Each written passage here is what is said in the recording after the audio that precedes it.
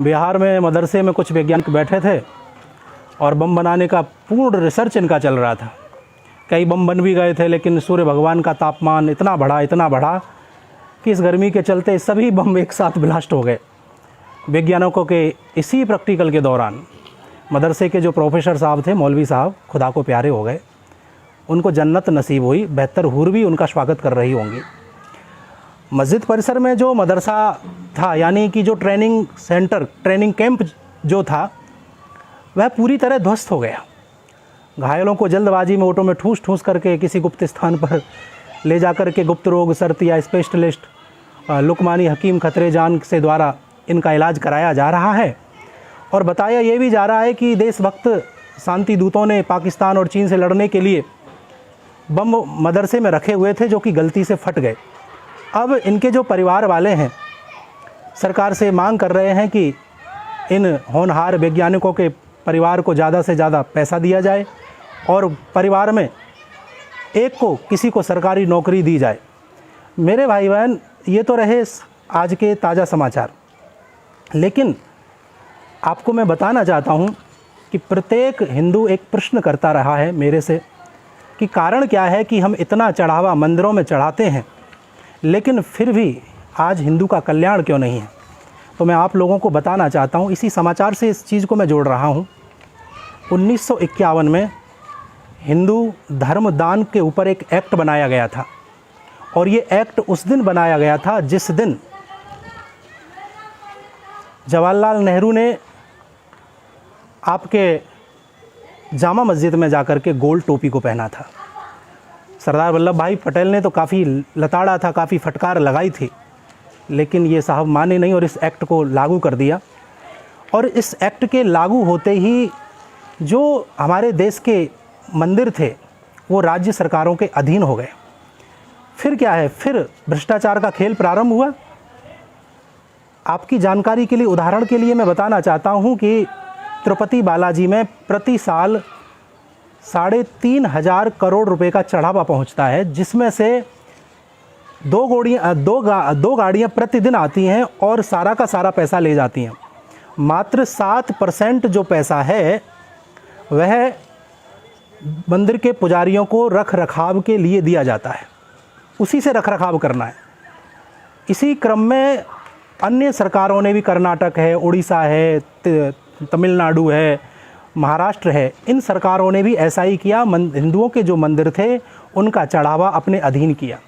लेकिन आपको ये जानकर के बड़ा ताज्जुब होगा कि इस मंदिर के चढ़ावे का 80% जो पैसा है वो हिंदू विरोधी गतिविधियों पर खर्च किया जाता है।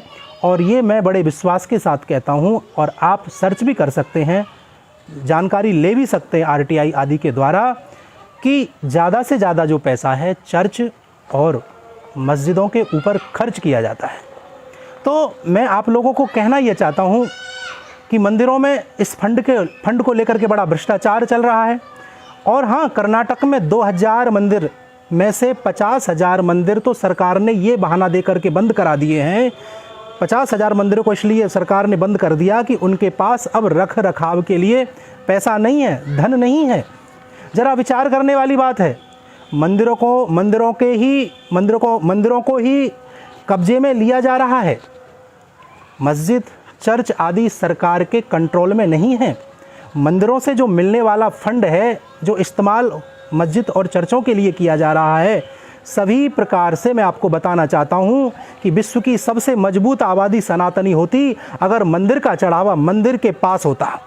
और इसी से, और दूसरी बात मैं कहना चाहता हूँ कि जो अंग्रेजी शिक्षा अगर ये अंग्रेज़ों को ना सौंपी गई होती, ये सौंपी ना गई होती, तो आज देश की हालत, धर्म प्रेमियों, कुछ और ही होती। और आप इस भ्रम में ना रहें कि मंदिरों का जो धन है वो पुजारियों को मिलता है और पुजारी ऐश और आराम करते हैं।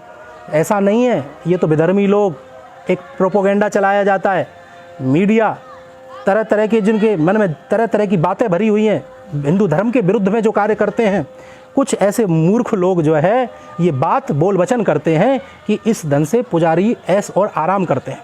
मैं आपको बताना चाहता हूँ कि हमारे मंदिर की आय हमारे गरीब और निर्धनों को प्राप्त हो उनकी शिक्षा में लगे, उनके संस्कारों में लगे, सभ्यता के लिए लगाया जाए।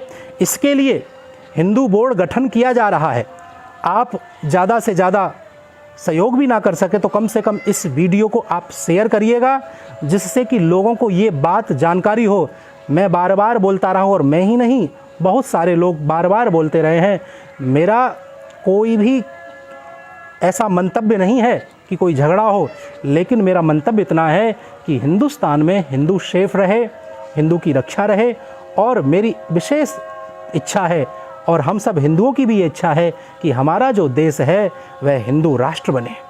हिंदू राष्ट्र कैसे बने? आप बुद्धिजीवियों को, आप सनातनियों को मार्ग निकालना है, रास्ता निकालना है, बैठकें करनी है, विचार बनाना है।